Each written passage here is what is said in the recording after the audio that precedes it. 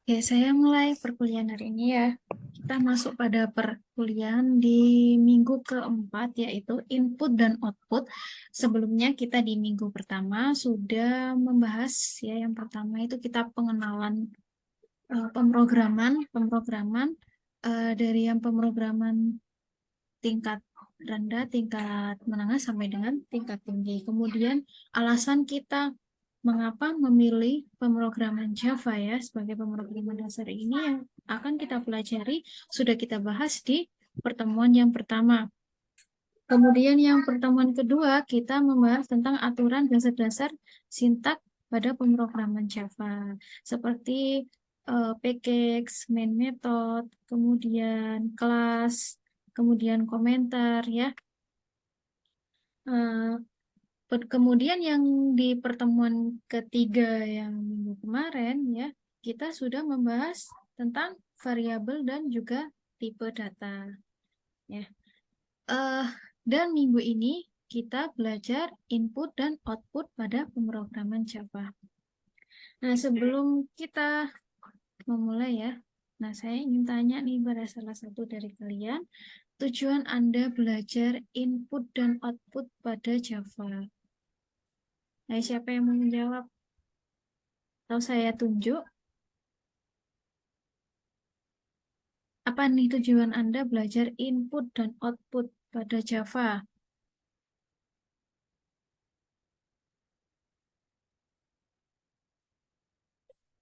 Saya tunjuk ya, kalau nggak ada yang mau jawab.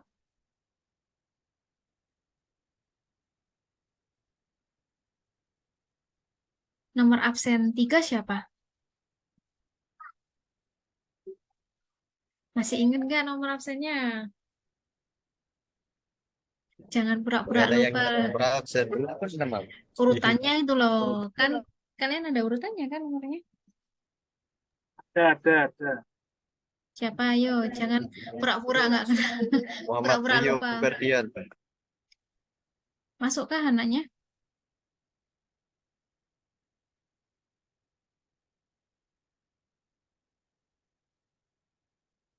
Ayo absen 3. Sepertinya belum masuk, Bu. Ya udah saya ganti. Apa ada yang mau menjawab nih daripada saya tunjuk?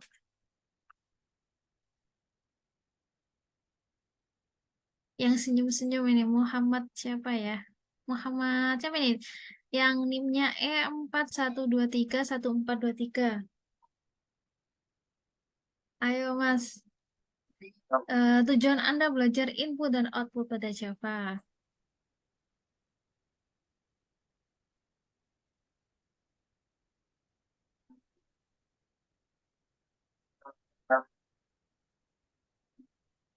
Gimana?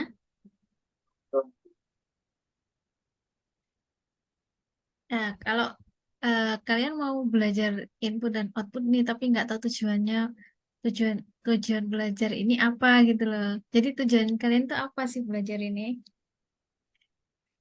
Ayo, ada yang mau bantu nggak temannya?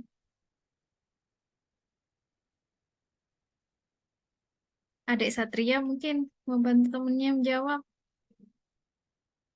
Ayo, masa semuanya diam. Buat tahu tujuan kita belajar hari ini. Mungkin untuk mengetahui eh, listing program dan hasil yang hasil Gim- yang didapatkan dari programnya tadi, Bu. Gimana? Maaf, bisa diulangi? Mungkin untuk mengetahui listing programnya dan hasil yang didapatkannya. Input dan hasil yang didapatkan. Betulkah begitu ya?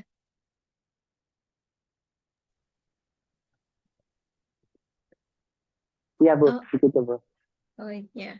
Jadi kita ya tujuannya salah satunya memang kita mempelajari inputan ya. Suatu inputan nanti kan kalau kita misalkan nih inputan itu biasanya berasal dari keyboard ya.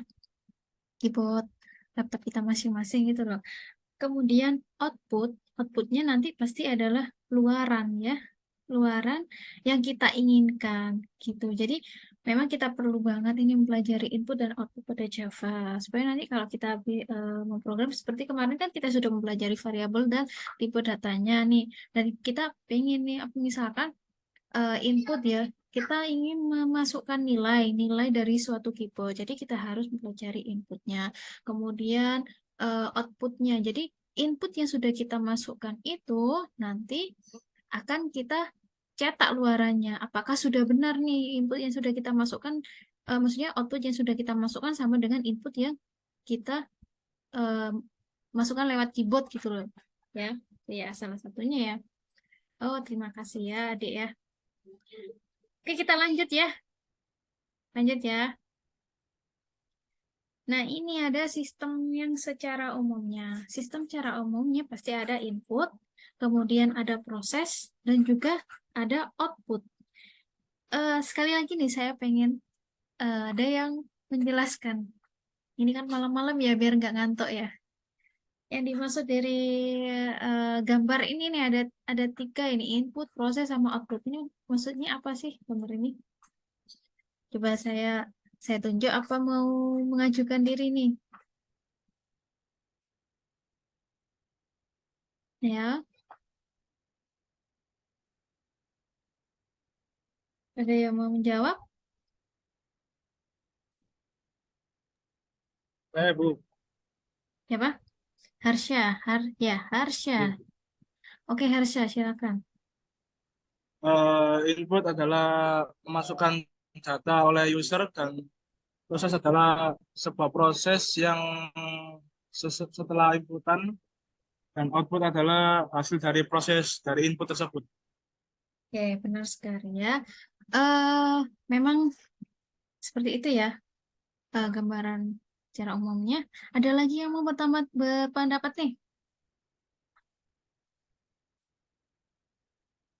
Selain Harsha, ada lagi yang mau berpendapat? Saya, Bu. Oke, Fitri, silakan. Kalau menurut saya ini eh, di prosesnya ini kita masukkan dulu nilai dari yang dimau sama user melalui proses input. Terus kemudian diproses melalui bahasa pemrograman yang kita pakai, terus nanti menghasilkan output yang diharapkan sama pengguna, sama Oke. usernya. Ya, benar sekali ya. Jadi jawaban dari Fitri sama Harsha ini enggak ada yang salah ya. Oke, saya lanjut deh. Jadi input, proses sama output. Nih ya, pasti kalau kita ada input, pasti kita melalui sebelum ke output pasti ada melalui prosesnya ya. Dalam pemrograman proses dilakukan oleh compiler atau interpreter. Sudah tahu compiler kan ya?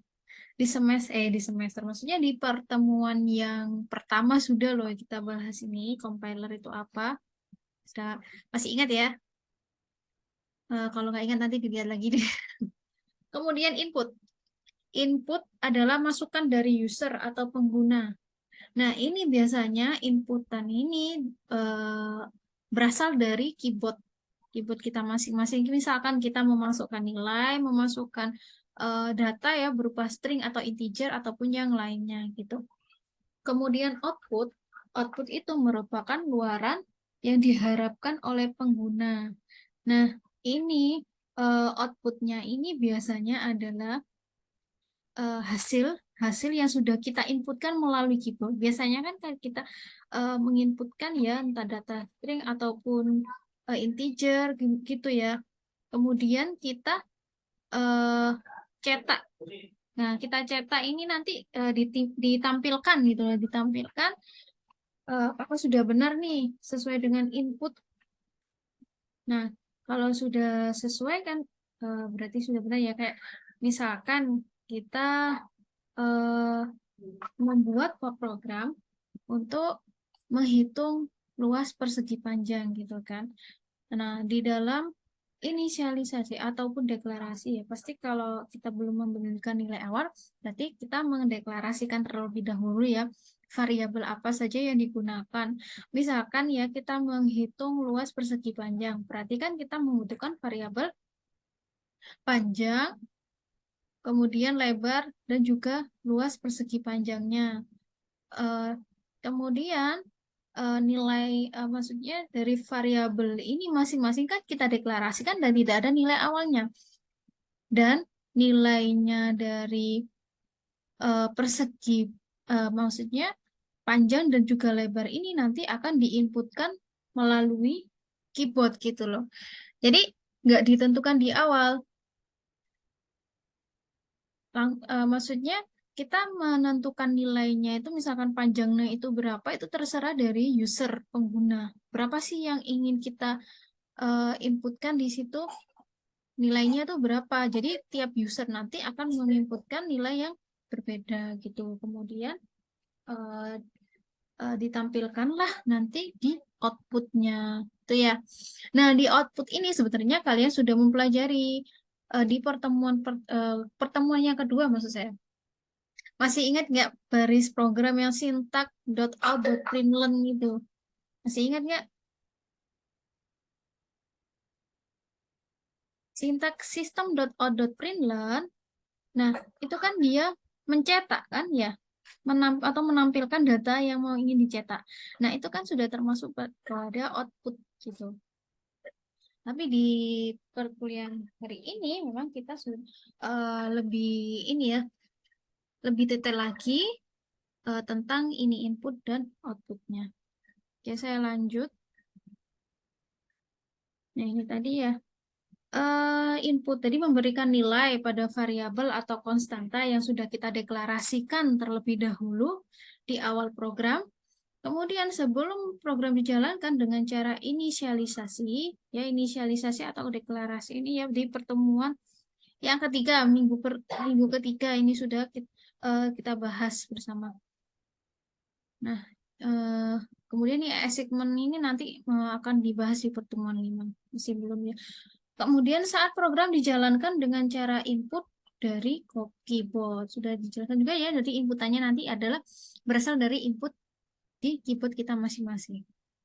Kemudian untuk input dari keyboard, caranya bisa menggunakan kelas scanner dan juga menggunakan kelas buffered reader. Nah, ini nanti ada perbedaan dari keduanya ini. Ini contoh ya untuk kelas scanner. Jadi kelas scanner ini ketika kita menggunakan yang namanya kelas scanner di dalam membuat input di dalam program Java, kita harus mengimport dulu ini Java Utility Library-nya, yaitu sintaknya ya, sintaknya ini harus kita tuliskan ini import spasi java.util.scanner. Nah, di bagian atas kelas. Nah, ini kalau kalian nggak nulis ini, nanti programnya error ketika kalian membuat program input di Java. Tuh. Jadi kita perlu menuliskan sintak import java.util.scanner ini. Kemudian deklarasi variabel penampung membuat objek scanner dengan perintah. Nah, yang kedua ini setelah kalian menuliskan sintak ini ya, mengimport dari Java Utility Library-nya ini, kalian juga harus ini membuat objek scanner-nya. Membuat objek scanner itu dia ada juga ini aturan sintaknya yang harus dituliskan, yaitu ini scanner ya, scanner ini sudah paten ya, emang tulisannya seperti ini, nggak boleh dirubah-rubah loh ini scanner. Kemudian yang ini adalah yang isi ini adalah suatu objek baru yang akan kalian buat, dan ini terserah kalian isinya mau ditulis apa, mau isi atau nama atau apapun ya, sesuai dengan objek yang akan kalian bikin ya. Kemudian sama dengan new ini nggak boleh diganti ya. New ini memang sudah ketentuan dari sintaknya. New scanner. Kemudian dalam kurung ada system.in. System.in karena kita membuat input di dalam Java. Itu ya. Nah, ini jangan lupa sistem .in ya, jangan .out. Kemudian di akhir jangan lupa juga ini titik koma biar enggak error. Sampai sini ada yang mau ditanyakan nggak?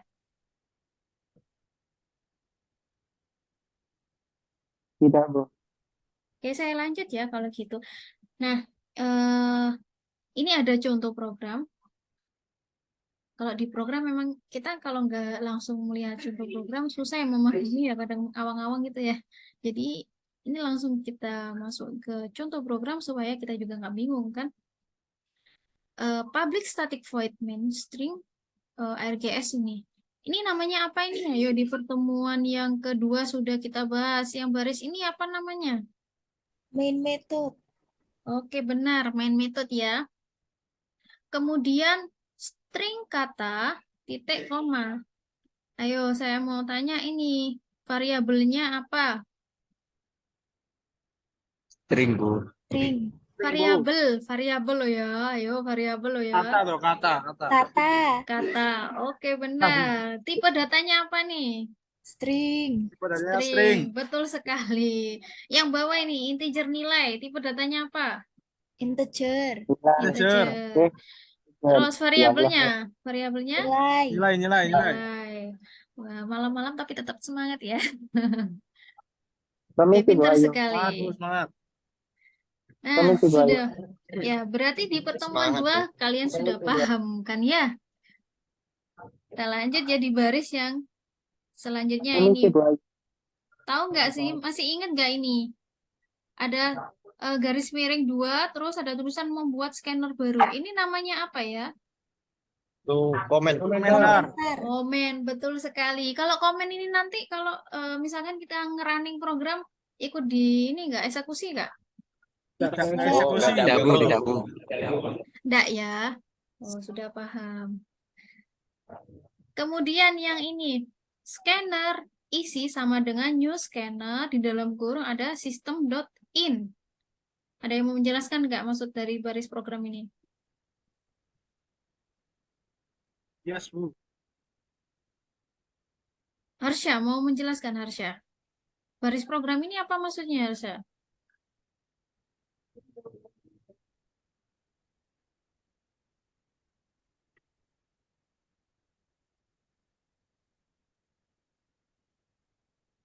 Gimana Harsha? Ayo, baris program ini baru saya jelaskan loh ya, masih sama dengan yang di atas loh. Belum ada 5 menit. Permisi, Bu Ayu. Gimana? Permisi, Bu.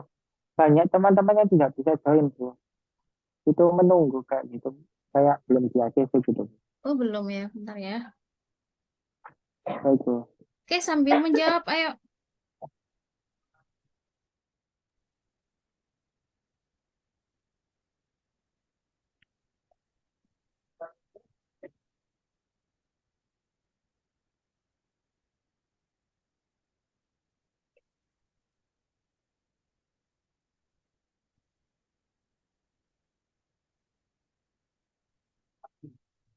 Ayo, siapa yang mau jawab?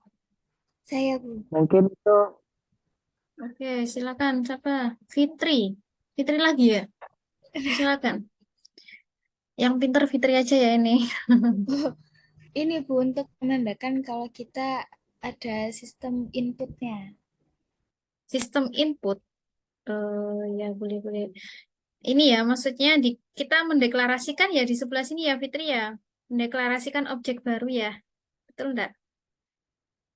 Iya, betul ya. Objeknya yang mana, Fitri?